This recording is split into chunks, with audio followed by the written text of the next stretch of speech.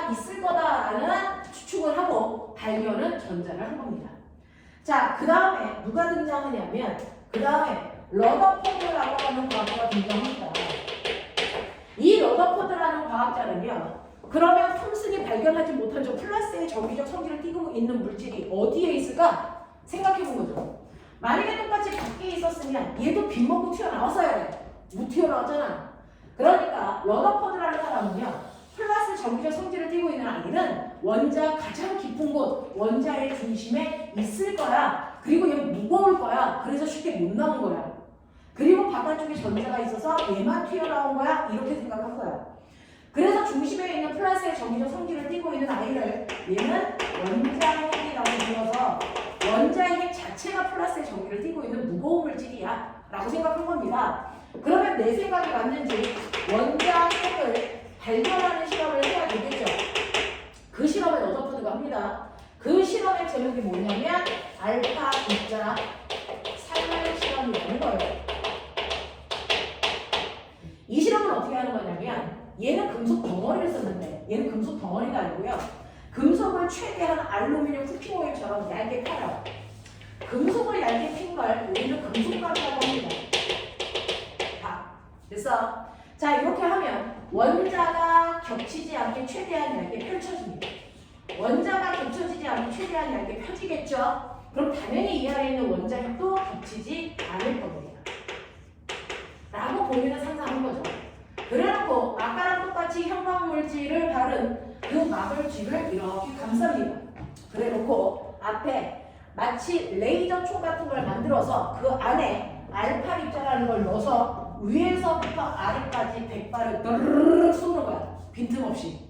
됐어? 그러면 이 알파 입자 뭐예요? 왜 알파 입자라고 해요? 라고 하면 러더포드는 자기가 뭔가를 넣어서 쐈는데 얘가 누군지 몰랐어. 우리는 현재 알죠. 러더포드가 쏜 알파 입자는 바로 헬륨 양이온이었던 거예요. 헬륨 양이온. 이걸 만들어서 쏩니다. 그러면 헬륨 양이온이 이렇게 지나가게 되겠죠. 그랬더니 100발을 쐈더니 어떤 일이 발생하냐면 이 중에서 90발이요. 누구의 방해도 받지 않고 그냥 투과해서 와요. 그래서 그렇다면 원자로 되어 있는 이 물질이 꽉 차 있는 게 아니고 속이 대부분 비어 있다는 거예요. 그래서 헬륨 양이온이 지나갔을 때 누구도 얘를 간섭하는 아이가 없었다는 걸 알 수 있었죠. 그래서 러더포드는 원자라는 걸 대부분이 빈 공간으로 되어 있다 이렇게 얘기한 사람이에요. 그러면 원자가 대부분 빈 공간으로 되어 있다는 얘기는 원자핵이 없다는 얘기야? 아니죠. 자, 이것과 같은 말은 내가 찾고자 하는 원자 핵의 크기가 대단히 뭐하다? 작다라고 표현한 거예요. 엄청나게 작은 원자핵이 들어있네. 알겠어? 그걸 빼 나머지는 빈 공간이네. 이렇게 된 거예요. 자, 근데 아무리 작아도 원자핵이 있다면 그래서 촘촘하게 쌓기 때문에 누군가는 부딪혀. 그래서 여기에 알파 입자가 헬륨 양이온이 원자핵과 부딪힙니다. 자, 그럼 부딪히면 어떻게 일이 발생하냐면 여러분이 막 뛰어와서 칠판이랑 부딪히면 누가 밀려나갑니까? 여러분들이 밀려나가죠? 칠판은 꿈쩍도 안 합니다. 왜? 칠판은 무겁고 여러분들은 가벼워서. 그래서 부딪히면 상대적으로 가벼운 애가 잘 튕겨나갑니다. 그러면 원자핵과 헬륨 양이온 중에 누가 가벼울까요? 헬륨 양이온이 가벼웠어요. 그래서 부딪히는 족족 헬륨 양이온이 튕겨서 반대쪽에 와서 부딪힙니다. 반대쪽에 와서 부딪힙니다.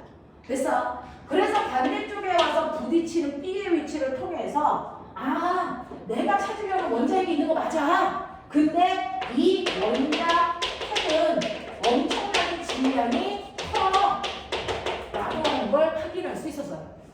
됐죠? 자, 근데 우연찮게 어떤 아이들이 있냐면 원자핵을 깻잎 한 장 차이로 스치는 아이가 있죠. 부딪히는 건 아닌데 깻잎 한 장 차이로 스쳐 지나가는 애들이 있어요. 근데 그냥 스쳐 지나가는 게 아니고 얘네들이 근처에 가는 순간 바깥쪽으로 확 밀려요. 그래서 바깥쪽으로 확 밀리는 성질을 가지고 있더라고요. 그럼 왜 밀었을까? 아, 내가 쏜 게 헬륨 양이온인 플러스 정기적 성질을 가지고 있는데 얘도 플러스의 성격을 띠네. 그래서 청력 때문에 밀린 거네 라는 겁니다. 알겠어? 그래서 원자핵이 플러스의 전압을 띠고 있다는 거를 C의 위치를 통해서 확인할 수 있었던 거죠. 됐죠?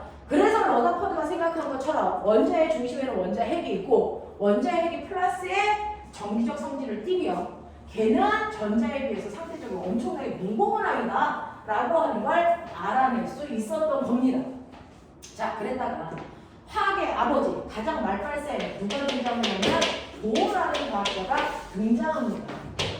자, 이 보어라는 과학자가 여러분 중학교 2학년 때 배웠던 원자의 구조를 설명한 사람인데 실제로요, 여러분들이 알고 있는 나트륨이라는 게 원자 번호 11번입니다.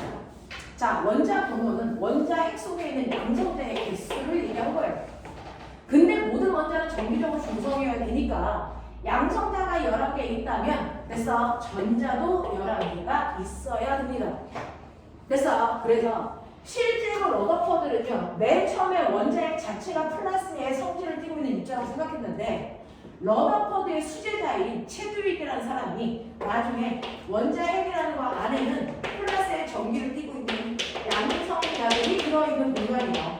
그리고 그 안에는 정기적 성질을 띠고 있지 않은 중성자도 들어있다라고 하는 걸 이 러더퍼드의 제자가 발견했어요. 그래서 여기까지를 러더퍼드의 업적으로 봅니다. 물론 체드윅도 노벨상을 탔는데 여기까지를 우리 과학 측에서는 러더퍼드의 업적으로 봐요. 러더퍼드 시대에 일어난 거니까. 그리고 나서 보어라는 사람은 나트륨이라고 하는 게 양성자가 11개 있으니까 전자도 11개 있어야 되잖아. 그래서 얘는 정기적으로 중성이어야 되는 거예요. 이 중성인 상태만을 우리는 원자라고 부르는 거잖아. 중성이 아니면 원자라고 못 불러. 알아? 중성이 아니면 뭐라고 불러야 돼? 이온이라고 불러야 돼요. 양이온, 음이온. 맞아? 그래서 이렇게 중성인 상태만을 원자라고 부르는데 이때 양성자와 전자가 어떻게 배치되어 있냐면 러더퍼드는 그냥 원자 핵 속에 양성자 들어있고 바깥쪽에 아무데나 전자가 들어있다고 생각했어. 근데 보어는 그게 아니래. 원자의 중심에 양성자가 11개 들어있으면 바깥쪽에 전자가 11개 있어야 되는데 아무데나 있는 게 아니고 전자는 전자가 있을 수 있는 공간이 정해져 있다. 그걸 전자 껍질이라고 한다. 그래서 각각의 전자 껍질 위에만 전자들이 존재할 수 있고요. 그래서 안쪽 껍질에 이렇게 전자들이 올라가 존재할 수 있는 거예요. 근데 껍질과 껍질 사이의 틈에는 전자는 절대로 존재할 수 없어요. 그래서 전자는 항상 껍질 위에만 존재한다. 그 중에서도 안쪽 껍질부터 전자가 들어가려는 경향성을 가지고 있다. 그래서 껍질에도 번호를 붙이죠. 가장 안쪽 껍질부터 첫 번째 껍질, 두 번째 껍질, 세 번째 껍질, 그래서 무한 번째 껍질까지 껍질 번호를 붙인단 말이야. 근데 전자와 전자 사이에는 서로를 밀어내는 청력이 작용하잖아요. 그러니까 전자를 아무리 가까이 빽빽하게 놓고 싶어도 서로 밀어내는 청력 때문에 됐어. 네, 가까이 갈 수가 없단 말이야. 근데 첫 번째 껍질은 공간이 좁으니까요. 이 껍질 안에는 전자가 2개 들어가면 더 이상 못 들어가요. 꽉 차요. 그걸 뺀 나머지 껍질은 8개씩 들어갈 수 있는 공간을 가지고 있더라고요. 그러면서 가장 안쪽 껍질에 있는 아이와 그 다음 껍질에 있는 아이의 차이점. 그래서 그게 있대요. 뭐냐면 전자가 가장 안쪽 껍질부터 채우는 이유는 안쪽 껍질에 들어가 있을 때가 가장 안정적이기 때문이래요. 그러면 화학에서 가장 안정적이다라고 하는 안정적이다의 기준이 뭐냐면 바로 전자가 가지고 있는 불완전 에너지라는 게 있다는 거예요. 물질이 가지고 있는 에너지는요, 화학에서는 불완전 에너지라고 해요. 나쁜 에너지라고 한답니다. 그래서 모든 물질은 에너지가 작을수록 안정적이다. 그래서 에너지가 가장 작은 상태인 바닥 상태일 때가 가장 완벽한 상태야 라고 얘기합니다. 그래서 가장 에너지가 작은 껍질에 들어가 있려고 그래. 그래야 불완전 에너지가 적으니까. 그러면 에너지가 가장 작은 껍질이 몇 번째 껍질인데 첫 번째 껍질이 가장 에너지가 작아서요. 이 껍질부터 들어가려고 해요. 그리고 나서 여기가 꽉 차면 어쩔 수 없어. 두 번째 조금 에너지가 큰 두 번째 껍질로 들어가고요. 세 번째 껍질, 네 번째 껍질 이렇게 가요. 그래서 각각의 껍질마다 정해진 에너지 값이 있어. 그래서 그 에너지가 첫 번째 껍질이 예를 들어서 에너지가 1이라면 첫 번째 껍질에 있는 모든 전자들은 에너지를 1만큼 가지고 있는 거야. 그래서 거기에 들어온 거야. 두 번째 껍질에 에너지가 4라면 되죠? 두 번째 껍질에 있는 전자들은 모두 다 4만큼의 에너지를 가지고 있는 전자야 라는 거야. 그러니까 몇 번째 껍질에 있느냐에 따라 똑같은 전자라도 에너지 값은 다르다. 됐죠? 그래서 각각의 껍질이 가지고 있는 에너지 값을 우리는 에너지 준, 위라고 불러요. 윗껍질로 갈수록 에너지 준위가 큽니다. 됐어? 자, 그래서 원자핵이 이렇게 있고요. 첫 번째 껍질부터 무한번째 껍질까지 있는데 보온하는 사람은요. 가장 윗껍질인 무한번째 껍질이 가장 에너지가 커. 가장 에너지가 커서 너무 크니까 그냥 0이라고 놓긴다는 거야. 됐어? 그러면 이거보다 아래쪽 껍질의 에너지가 작아야 되겠죠? 그러니까 음수값을 갖겠죠? 자, 그랬을 때 각각의 껍질이 갖는 에너지 값을 구하는 방법 마이너스 m제곱분의 k라고 구하시면 됩니다. 자, 이때 k는 13.1인데 우리는 k 값을 그냥 1로 놓는다. 비교만 하면 되는 거라서. 됐어? 그래서 첫 번째 껍질이 갖는 에너지는 그럼 얼마인데요? 껍질 번호가 1이니까 1 넣어보세요. 그러면 첫 번째 껍질이 갖는 에너지는 마이너스 1에 해당되는 값을 가져요. 그럼 결국은 전자 원자 구조에서요. 껍질과 껍질 사이의 최대 에너지 차이 얼마 나와요? 1 나요. 됐어? 네. 그러면 두 번째 껍질이 갖는 에너지 값을 얼마일까요? 궁금해요. 그러면 두 번째 껍질을 여기다 2 집어넣으시면 되니까 두 번째 껍질이 갖는 에너지 값은 마이너스 4분의 1이죠. 그래서 밑껍질로 갈수록 에너지 크기가 커지는 거 맞습니다. 자, 근데 신기하게도요. 첫 번째 껍질에서 무한번째 껍질까지 에너지 차이가 1이었는데 이때 첫 번째 껍질과 두 번째 껍질 사이 에너지는 전체 1 중에서 에너지가 4분의 3만큼의 차이를 나타내요. 그러면 나머지는 에너지 차이가 있어봤자 4분의 1밖에 안 되는 차이에 그 많은 껍질들이 드글드글 들어가는 거고. 맞아? 자, 그러면 첫 번째와 두 번째 껍질 사이의 에너지 차이를 4분의 3이니까 전체 공간에 4분의 3만큼 띄워서 두 번째 껍질에서 끄면 되고요. 그 다음에 두 번째 껍질과 세 번째 껍질 사이의 에너지 차이는요. 계산해 보세요. 여러분들이 보시는 세 번째 껍질은 에너지를 여기다 집어넣으면 마이너스 9분의 1이라고. 그러니 전체 에너지 4분의 1 중에서 얘가 차지하는 에너지의 비율이 얼마? 36분의 5만큼의 차이가 나는 간격을 유지해야 되죠. 그래서 보시면 껍질과 껍질 사이의 에너지 차이가 항상 일정한 게 아니고요. 윗껍질로 갈수록 에너지 차이가 점점 줄어듭니다. 이런 식으로 표현합니다. 그래서 우리는 껍질을 그릴 때요. 이 간격을 에너지 차이가 눈으로 보일 수 있는 간격으로 그립니다. 그래서 위로 갈수록 껍질과 껍질 사이의 간격을 조밀하게 그리는 이유가 껍질과 껍질 사이의 에너지 차이가 적어지기 때문이다. 알겠습니까? 그러면 이런 각각의 껍질의 에너지가 결정되어 있으니까 그 에너지를 가지고 있는 전자만 들어갈 수 있어. 됐어? 근데 이렇게 에너지 마이너스 1의 에너지를 가지고 있는 전자가요. 윗껍질로 올라가고 싶어요. 가능합니까? 다 가능해요. 한 번의 껍질 하나만 갈 수 있는 게 아니고요. 두 개로 올라갈 수도 있고 무한대로 올라갈 수도 있어요. 됐어? 근데 조건이 있죠. 엄마가 이사 가고 싶대요. 가시면 되죠. 넓고 좋은 집으로 가고 싶대요. 가시면 되죠. 조건은 딱 하나죠. 뭐만 있으면 돼요? 돈만 있으면 되죠.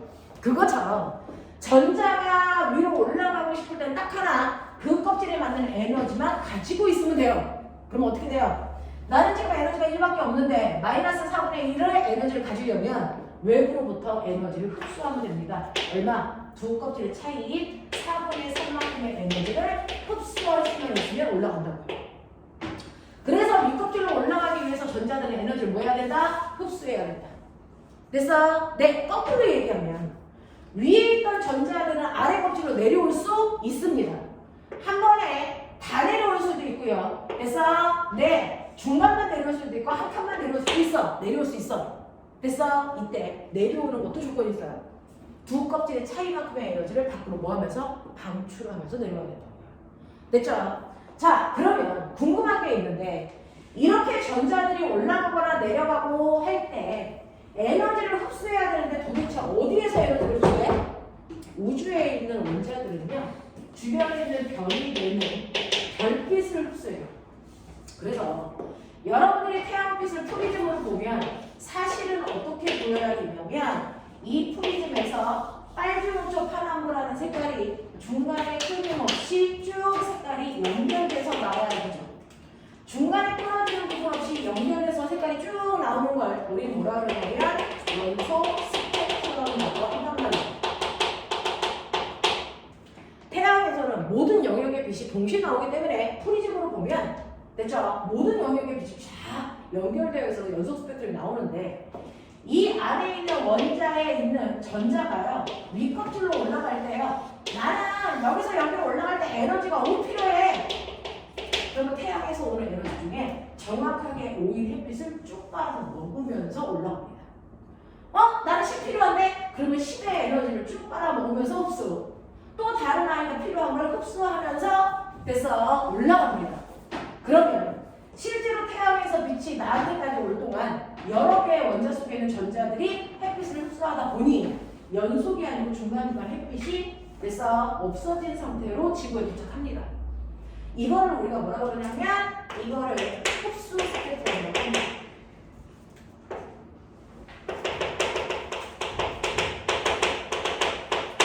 그래서 실제로 지구에서 태양빛을 보면 흡수 스펙트럼의 형태로 와요. 근데 더 신기한 건 뭐냐면 그랬다가 해가 지고 나면 윗껍질로 올라갔던 전자들은 올라가봤자 별거 없거든요. 그래서 다시 안전한 원래 상태로 내려오면서 자기가 먹은 만큼의 햇빛을 그대로 뱉어내면서 내려옵니다. 그대로 뱉어내면서 내려오니 낮 동안에 생겼던 흡수 스펙트럼에 빠진 자리만큼 밤이 되면 그대로 에너지를 방출하는 방출 스펙트럼이 생겨요. 그래서 이 둘을 합치하면 연속 스펙트럼이 된다고요. 됐어? 그래서 뭘 하는 사람이냐?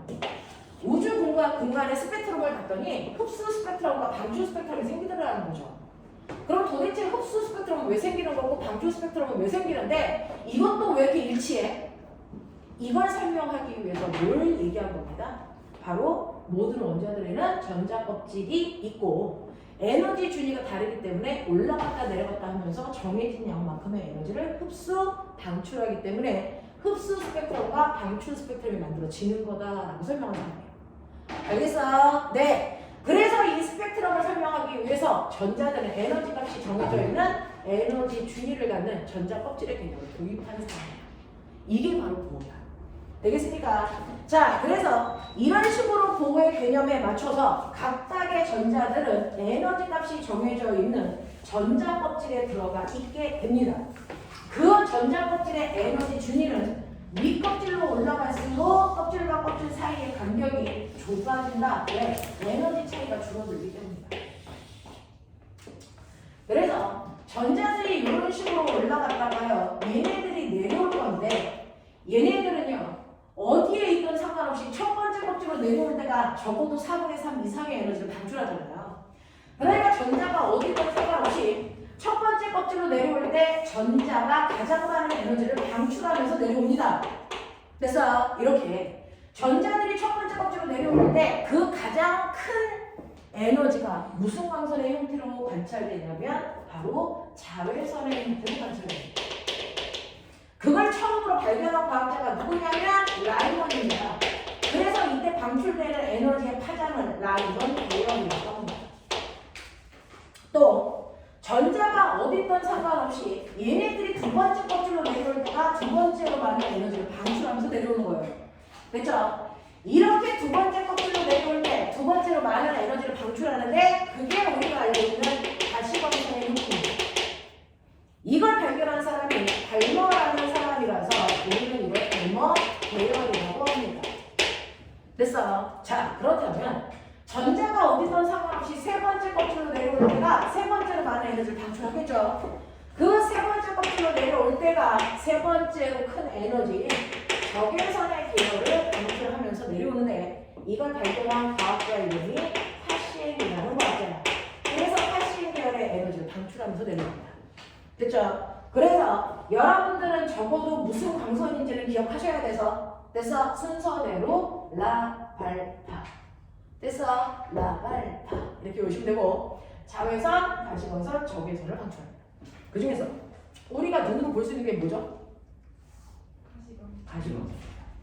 그래서 전자를 두 번째 껍질로 내려오게 해요. 그죠? 자, 저 위에서 두 번째 껍질로 내려올 때와 조금 위에서 두 번째 껍질로 내려올 때 방출하는 에너지의 크기는 달라요. 이 화살표의 길이만큼 에너지를 방출하는 겁니다. 그러니 더 위에서 두 번째로 내려올 때가 더 센 가시광선을 방출하겠죠? 빛의 3원색. 불러. 빛의 3원색. 8, 초, 4. 이 중에서 에너지 큰 거. 어느 쪽으로 갈수록 에너지가 클까? 어느 쪽? 파란색 쪽으로 갈수록 에너지가 큰 빛이에요. 그래서 우리는 빨개서 빨개 보이는 게 아니고 에너지의 크기에 따라 우리 눈에 있는 시각세포가 색깔로 환산해 주는 겁니다. 그래서 파란색 쪽이 훨씬 더 에너지가 큰 가시광선입니다. 그러니 두 번째 껍질로 내려오면 가시광선을 방출하는데 그거보다 살짝 위에 있는 세 번째 껍질에서 두 번째 껍질로 내려올 때가 가시광선 중에서 가장 에너지가 적은 빨간색 빛을 방출하면서 내려와요. 됐죠?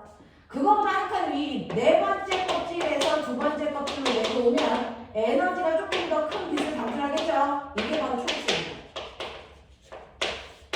그거보다 살짝 더 위에 다섯 번째 껍질에서 두 번째 껍질로 내려오면 조금 더 센 가시광선을 방출하겠죠? 이게 파란색.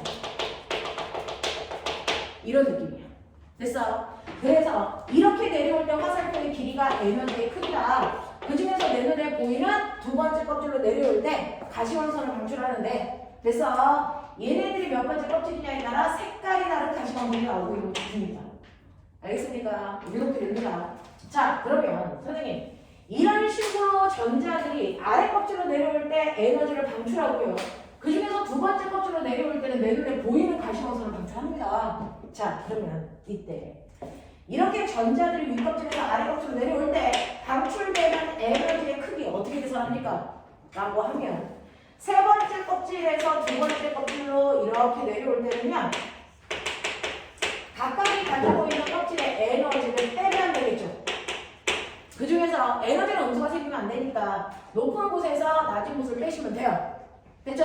네. 그래서 이 값의 절대값이 바로 방출하는 에너지 값이야. 무슨 말인지 알겠어? 네. 이렇게 큰 껍질에서 에너지를 가지고 있는 큰 껍질에서 작은 껍질의 에너지를 빼면 이게 방출하는 에너지의 크기고요. 그 에너지를 물리에서는 어떻게 구하냐면 HF라는 값으로 구할 수도 있어요. H는 에너지를 구하는 플랑크 상수예요.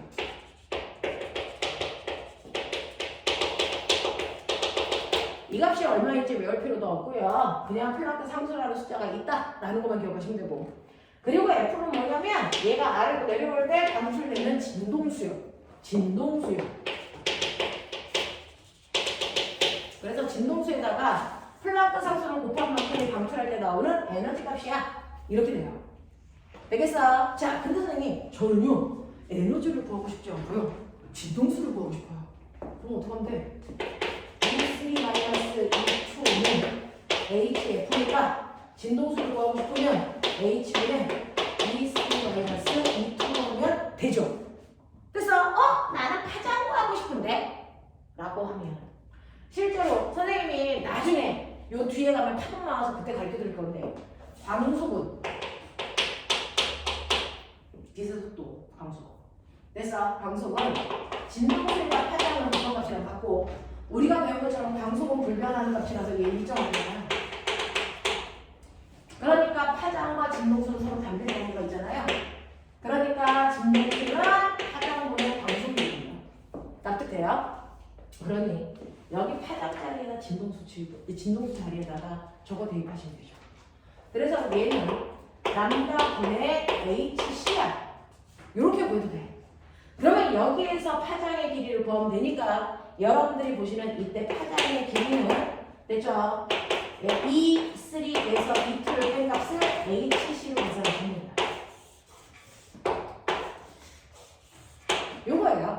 요거예요.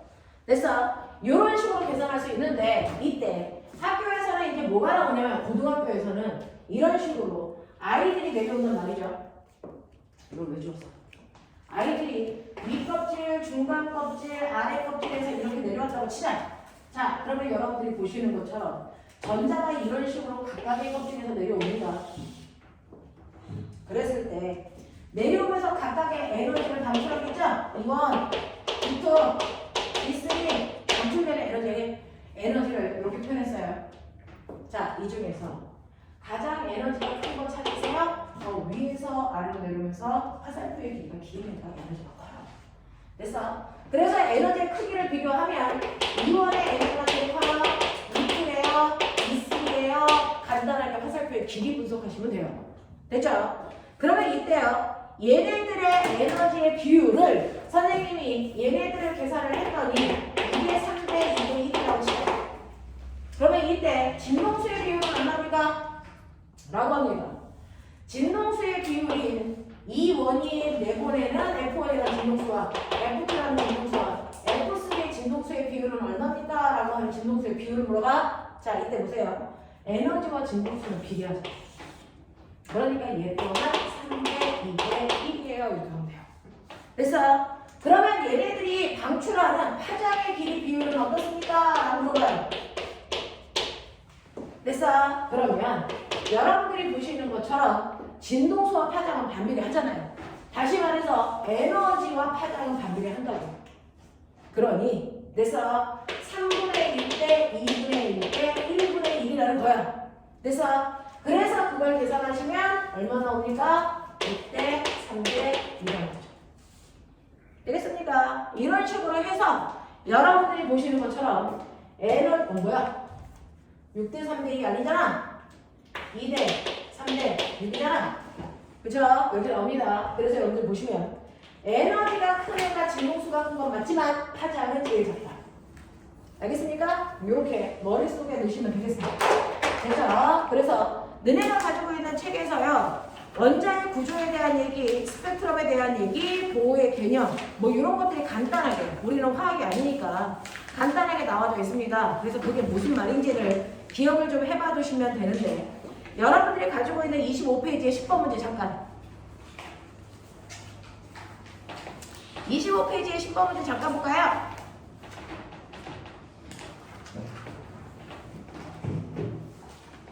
이거를 보시면 그림은 보호의 수소 원자 모형에서 수소 원자의 에너지 준위를 양자수의 n에 따라 나타낸 것이고 전자의 에너지 준위가 됐어. 전자 껍질 1, 2, 3 무한대까지 4가지 상태만 존재한다고 치자. 껍질이 4개밖에 없다고 치재요. 자, 그랬을 때 전자가 세 번째 껍질에서 첫 번째 껍질로 이동할 때 방출되는 에너지는 얼마겠습니까? 이거예요. 자, 그러면 거기에 있는 그림을 그대로 보시면 전자들의 껍질이 이렇게 되어 있죠.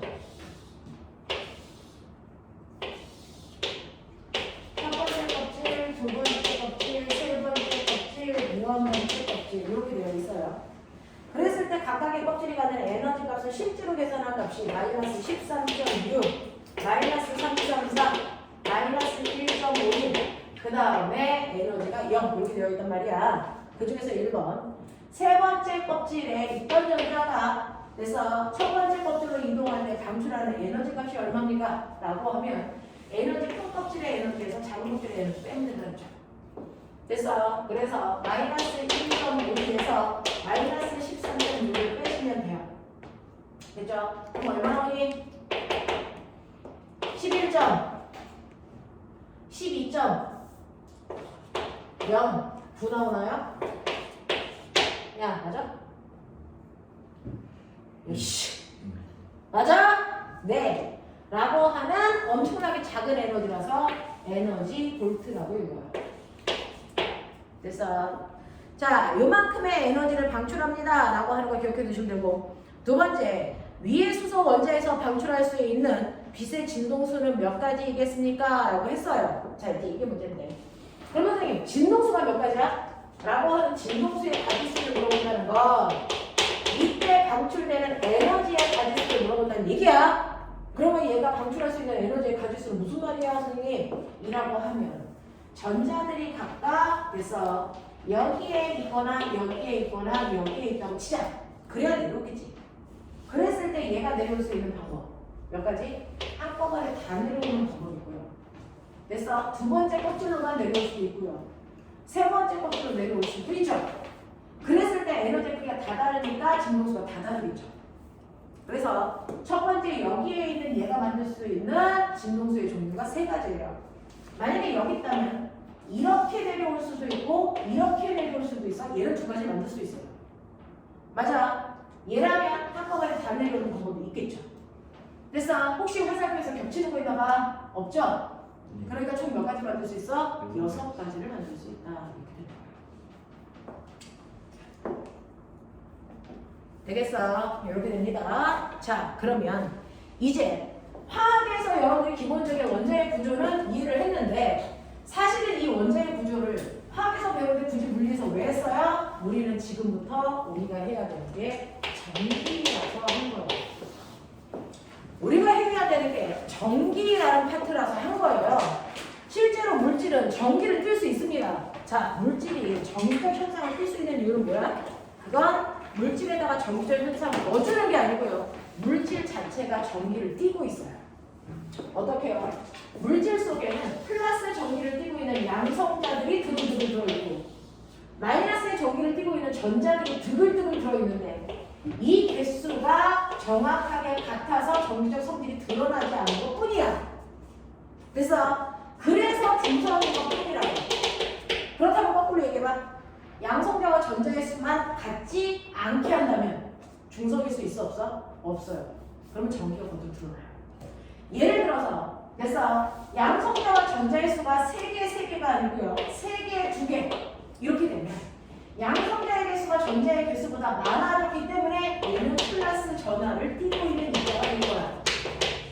거꾸로 양성자가 3개인데 전자수를 4개로 늘리면 얘는 마이너스가 더 세기 때문에 마이너스 전기를 띠는 입자가 바뀐다. 그래서 이렇게 바꿀 수가 있어. 그래서 실제로 모든 물질 속에는 플러스와 마이너스의 전기적 성질을 띠고 있는 입자들이 들어있기 때문에 적의 균형을 이루고 있기 때문에 전기가 드러나지 않는다. 그러니까 균형만 깨주면 무조건 물질들은 전기를 띠게 할 수 있다는 거야. 그럼 균형을 깰 수 있는 방법은 뭔데? 얘는 같아. 그래서 내 에너지를 가하죠. 에너지를 가하면 그 에너지를 먹은 아이가 힘이 세지니까 밖으로 튀겨 나온다고요. 그럼 지금 왜 튀겨 못 나오는데? 라고 하면 지금은 플러스와 마이너스 사이에 서로 정전기적 인력으로 잡아당기는 힘 때문에 밖으로 못 나가요. 맞아? 네. 그래서 예를 들면 양성자가 여기에 있는 전자를 잡아당기는 에너지가 10이라고 치자. 10만큼의 에너지를 땡기고 있어. 그래서 못 나가는 거야. 알겠어? 그러면 이 전자한테 내가 10이 아니고요 30의 에너지를 주면 어떻게 될 것 같아요? 그 중에서 10만큼은 이 인력을 끊는 데 쓰고요. 나머지 20의 에너지를 갖고 튕겨 나와요. 알겠습니까? 이렇게 되는 거야. 이렇게 되는 거야. 그러니까 전자를 탈출시키기 위해서 에너지를 주면 되는데 선생님 양성자를 탈출시키면 되잖아요. 라고 하면 아까 얘기했죠. 실제로 양성자 혼자가 아니면 얘네들이 묶여있어서 그래서 내 등치가 대단히 커지는 질량이 큰 성질을 띈단 말이야. 그 덩어리가. 그러니 똑같은 에너지를 줬을 때요. 어떤 애가 움직이기 쉽냐면 꼬맹아 A는 M분의 F. 같은 크기의 힘을 줘도 질량이 작을수록 가속도가 커서 더 잘 튀어나와요. 그러니 양성자에 비해서 전자의 질량이 무려 100분의 1 가볍거든요. 그러니까 똑같은 에너지를 주면 더 가벼운 전자가 튀어나온단 말이죠. 그래서 전기적 성질을 일으키기 위해서는 물질 속에 있는 무조건 전자를 일으키면 되니 이동시키면 돼요. 그래서 화학에서도 물리에서도 전자를 이동하는 방법으로 전기적 성질을 띠게 합니다. 그래서 아무리 여러분들이 마찰을 시키던 뭔 짓을 하던 양성자는 변하지 않습니다. 얘는 무거워서 움직일 수가 없어요. 상대적으로 가벼운 전자만 밖으로 나가거나 또는 받아들여 전기적 성질이 드러나게끔 되는 거죠. 알겠어? 그러면 이렇게 물리에서는요. 화학에서는 여기 전기적 성질을 띠고 있는 입자 중에 플러스 전기를 띠고 있는 애들은 양이온, 마이너스 전기적 성질을 띠고 있는 아이를 음이온이라고 하는데 물리에서는 플러스 전기를 띠고 있는 아이를 우리가 전전자라고 불러요. 그 중에서 플러스 전화, 마이너스 전기를 띠고 있는 또 다른 전전화도 마이너스 전화 이렇게 불러요. 그러니까 이온이라는 단어 대신에 전화라고 불러요. 됐죠? 그래서 플러스 전화와 마이너스 전화가 있고 얘네들이 띠는 각각의 전기적 세기를 그래서 한 놈은 4 전기적 세기를 우리는 쿨롱이라는 단어로 표현합니다. 됐죠? 그리고 얘가 마이너스 2 쿨롱이라고 하자. 그리고 이 전기를 띠고 있는 A라는 물질과 B라는 물질이 있는 거리가 얼마냐면 2m 떨어져 있다고 치자. 그렇다면 이 물질, 전기를 띠고 있는 물질은 아무리 떨어져 있어도 서로를 당기거나 미는 힘이 생기거든요. 그걸 전기력이라고 하거든요. 그랬을 때 이 물질 사이에 작용하는 전기력의 세기가 얼마입니까? 라고 하는 전기력. 됐죠? 이걸 이제 우리 구할 수 있어요. 어떻게요? R 제곱분의 크로 계산합니다. R 제곱분의 크 모델 분식이다. R 제곱분의 크 이렇게 구한다고요. 됐죠? 자, 그러니 이 두 점전하가요 떨어져 있는 거리의 제곱이니까 2m의 제곱분의 K는 전기력을 구할 때만 쓰는 쿨롱 상수, 쿨롱이라는 아저씨가 알아내서 그 사람의 이름을 딴 쿨롱 상수예요. 외울 필요는 없고요. 필요하면은 책에서 줄 건데 대략적인 쿨롱 상수의 크기가 9 곱하기 10의 9승입니다. 됐어? 그리고 Q1, Q2는 각각의 점전하의 전하량을 얘기하는데 절대값으로 계산하시면 돼요. 그래서 4 곱하기 2 이렇게 된단 말이야. 그래서 이렇게 약분하시면 이때 얘네들끼리 서로 하나는 플러스 마이너스니까 당기는 힘이 작용하겠죠? 자, 이 당기는 방향으로 작용하는 전기력의 세기가 얼마냐면 18 곱하기 10의 9승 뉴턴이라는 힘을 받게 됩니다. 이런 거야. 그러면 선생님 우리가 구한 이 전기력은 A가 B를 당기는 힘인가요? 아니면 B가 A를 당기는 힘인가요? 얘는 4쿨롱이 당기는데요? 얘는 2쿨롱이 당기는데요? 그럼 선생님이 구한 이 힘은 A가 B를 당기는 힘입니까? B가 A를 당기는 힘입니까? 어떤 힘도 다 맞는 말이고 이 둘을 무슨 관계? 작용 반사근의 관계라서 힘의 크기가 반드시 어떨까요? 같아요. 됐어? 네. 전하량이 더 크다고 해서 더 세게 잡아당기고 전하량이 작다고 해서 더 적게 잡아당기는 게 아니라고요. A와 B 사이에 작용하는 힘은 작용 반작용의 두 힘이기 때문에 반드시 크기가 같습니다. 그 크기가 같은 A와 B 사이에 작용하는 전기력의 세기는 R 제곱분의 크로 계산하시면 된다. 됐어? 그래서 이만큼의 힘으로 서로를 당기고 있어요 라고 하는 겁니다. 그 일이 원자 속에서는 양성자와 전자 사이에 서로 잡아당기는 전기력을 만듭니다. 그래서 저만큼의 힘 때문에 저 전자가 못 튕겨나가고 있는 거죠. 됐어? 그래서 저거를 튕겨나가게 하기 위해서는 양성자와 전자가 서로를 잡아당기는 에너지, 전기 에너지만큼을 끊어놓고 나가야 된다고요. 알겠어? 그러기 위해서는 비대에너지나 열에너지를 흡수해야만 끊을 수 있다. 알겠습니까? 이렇게 되는 겁니다. 그래서 전기력을 구하는 방법을 좀 머릿속에 넣어두셔야 됩니다. 자, 그랬을 때 26페이지 와보세요. 1번 선생님이 한번 해볼 테니까 무슨 문제인지 한번 쭉 읽어보세요.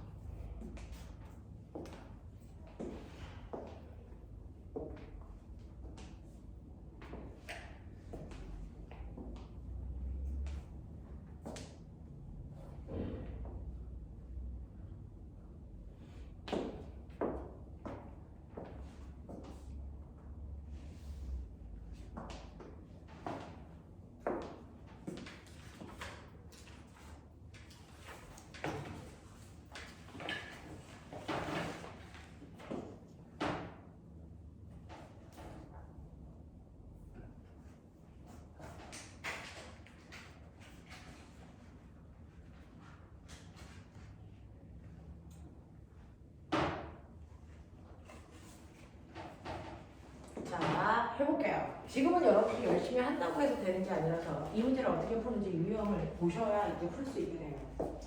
자, 수직선 하나가 있고요. 거기에 특정한 곳에 위치를 정해놓는 거죠. 마이너스 D점, 0점, 플러스 D점, 2D점, 그 다음에 3D점, 뭐 이런 식으로 되어 있는 거 칠게요. 그 중에서요. 나는 P와 Q라고 하는 아이를 그래서 두 위치에 고정시켜 놓은데요. 라고 합니다. P라는 아이는 0점인 곳에 P라는 아이를 고정시켜 놓고요. 그 다음에 ED라는 지점에 Q라는 아이를 이렇게 고정시켜 놓을 거라는 거예요. 자, 그랬을 때 내가 이 주변에 플러스 전기를 띤 물체를 놓을 건데 이미 P와 Q도 전기를 띤 대전체예요. 근데 무슨 극을 떴는지 얘가 얼마나 센 전기를 띠고 있는지를 안 가르쳐 주겠다는 얘기야. 그래서 자, 그리고 이 주변에 또 다른 전기를 띤 입자를 놓을 겁니다. 그랬더니 이 A라고 하는 또 다른 전기를 띠는 물질을 마이너스 D 지점에다가 A를 이렇게 놨더니 신기하게도요. A는 누구와 전기를 띠게 되냐면 A는 지금 플러스 전기를 띠고 있거든요. 그러면 여기에 전기를 띠고 있는 또 다른 입자로부터 전기력을 받아요. A와 P 사이에도 전기력이 작용할 거고 그 다음에 A와 Q 사이에도 전기력이 작용할 텐데 그 두 개의 전기력의 합력이 얘는 얼마냐면 0이 됐어요 라고 하는 거예요. 됐어. 물리에서는 0이라는 숫자가 나오면 엄청나게 많은 정보를 포함하고 있어요. 그래서 그걸로 다 푸시면 됩니다. 자, 그래서 마이너스 D에 왔더니 얘가 움직이지 않았습니다. 그걸 통해서 합력이 0이라는 걸 확인할 수 있어요. 자, 그렇다면 우리는 이걸 통해서 뭐를 알 수 있냐면, 됐죠? 예를 들어서 얘가 마이너스 극이라면, 됐죠?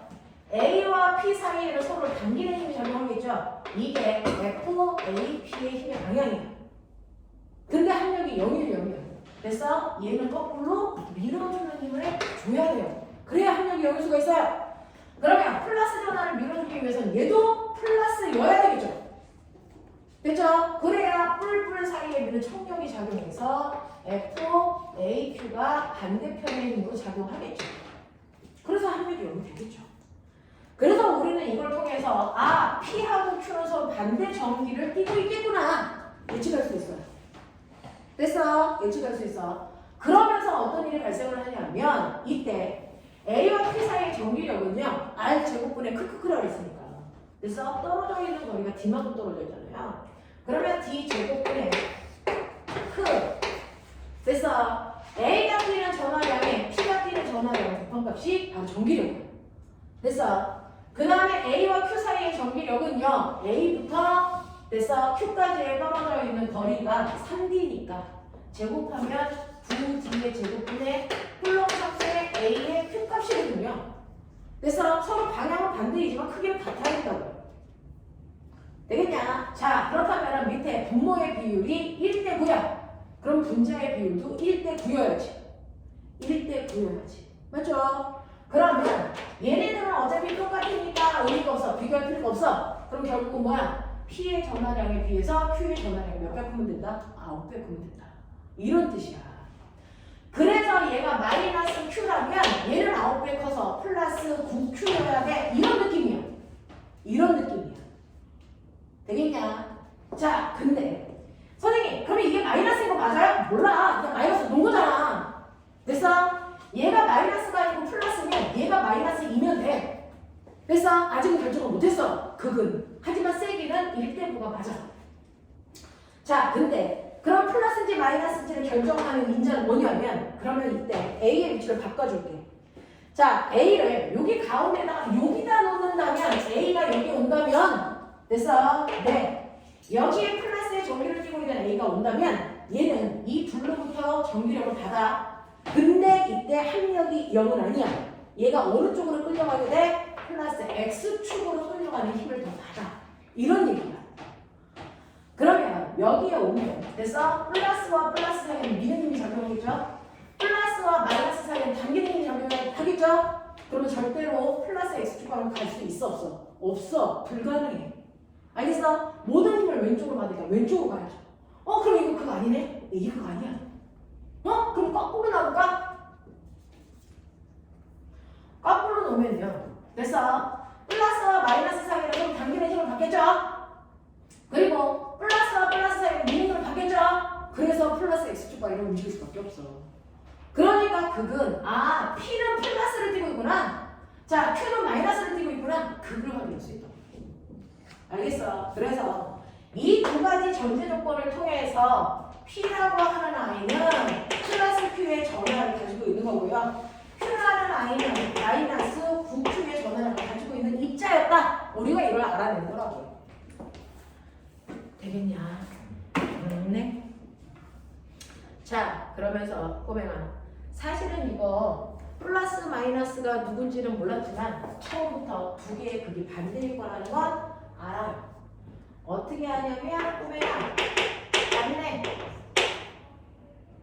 무슨 말인지 모르죠? 그죠? 간내는 뭐냐면 이렇게 점전하가 두 개가 있어요. A 이렇게. 근데 이 두 점전하가 갖는 극이 같다면 뿔, 마. 그래서 극이 같다면 전기력의 합이 0이 되는 곳은 반드시 두 점전하의 내부에 있어요.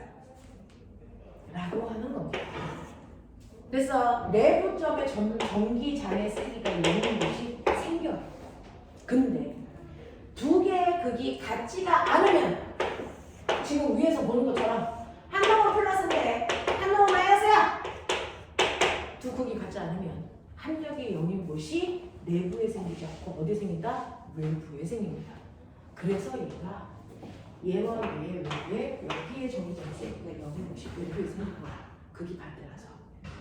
됐어? 네. 그럼 외부에 생길 때요. 선생님, 얘는 Q였고 얘는 9Q였는데 이쪽에 생겼잖아요. 뒤에는 뭐야? 얘로부터 받은 전기력과 얘로부터 받은 전기력의 세기가 같아야 되잖아. 그러니까 당연히 전하량이 작은 쪽에 가까이 있어야 되겠지. 되겠어? 그래서 전기장의 세기가 전기력의 세기가 0인 곳은 무조건 전하가 상대적으로 작은 애 가까이 생긴다. 납득해? 납득해? 자, 그랬을 때요.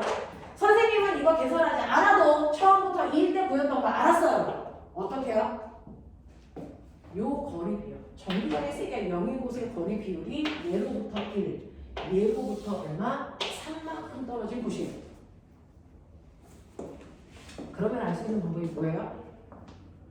실제로 얘로부터 떨어져 있는 거리를 A라고 하고 얘로부터 떨어져 있는 거리를 B라고 하면 어떤 일이 발생을 하냐면 A로부터 떨어져 있는 전기력이 A 제곱분의 크 A P와 B 제곱분의 크 A Q의 값은 같아야 되는데 거리 비율이 1대 3이잖아. 그러면 분모의 비율이 얼마야? 1대 9잖아. 그러면 전하량 비율이 얼마여야 돼? 1대 9였어야 된다고. 그러니까 항상 전하량의 루트 값이 떨어져 있는 거리 비율이야. 알겠어? 전하량의 루트 값, 전하량이 1대 9였어. 이거의 루트 값이 0 떨어져 있는 거리 비율. 됐어? 항상 이렇게 되는 거라고요. 그래서 거리 비율을 통해서 1대 3이라는 걸 예측하고 가시면 되고요. 간내라는 걸 외우시고 가시는 게 편하죠. 굳이 극을 따지려고 노력할 이유가 별로 없어. 되겠어? 자, 그래서 그런 것들을 얘기한 게 1번 문제입니다. 답 찾아. 이제 1번 문제 답 찾아.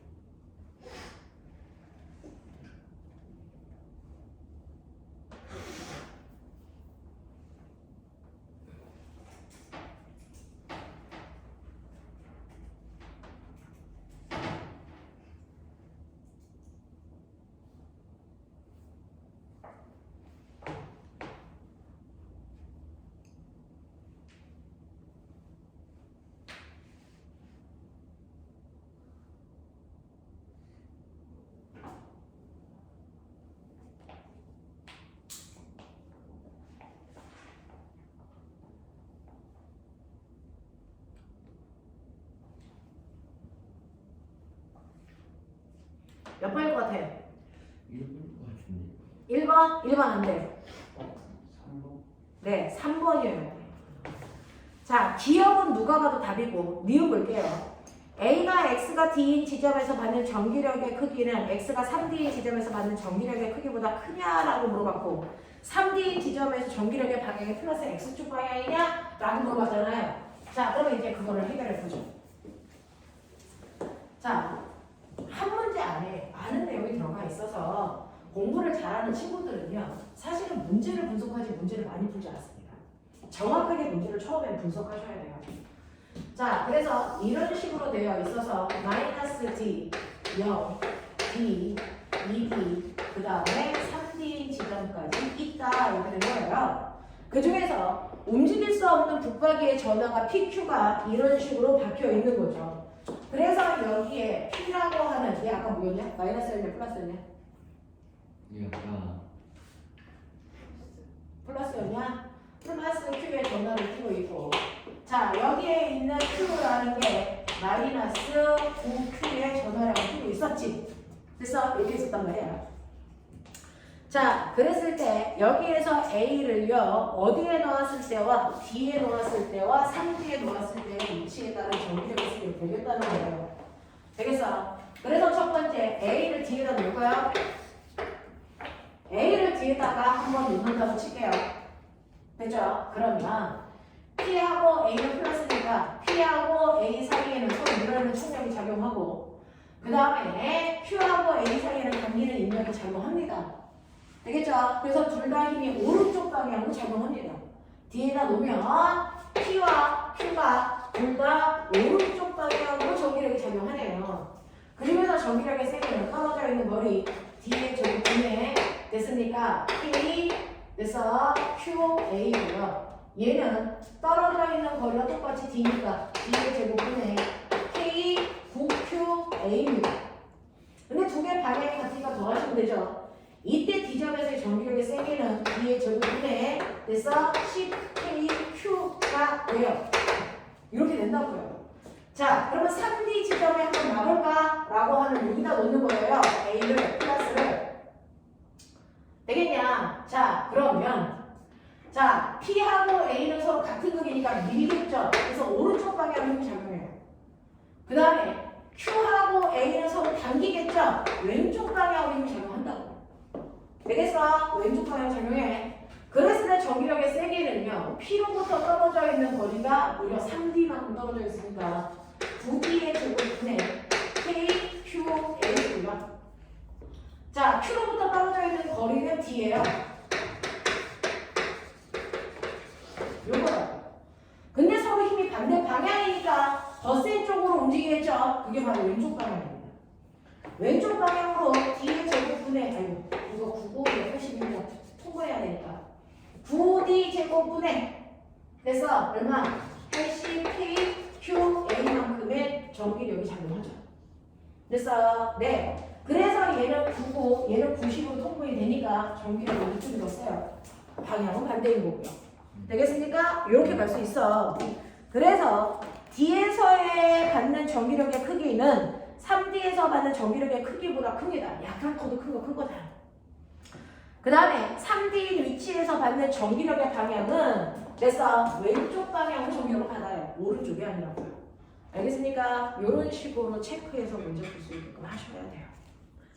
되겠지? 네. 하겠어? 오케이. 그래서 이 부분은 실제로 우리가 전기력이라고 하는, 되죠? 네, 처음 보는 과정을 이해하고 가셔야 돼서 사실은 내용 자체보다는 그거를 문제로 환상해서 푸는 연습들을 하셔야 되는데 시간이 없어 진도는 못 나가겠고요. 됐죠? 네. 여러분 시간 되는데 만큼 문제 풀죠? 자, 24페이지 기본 문제부터 쭉쭉 넘겨가면서 풀고요. 하면서 질문 있으면 손 드시면 되고요.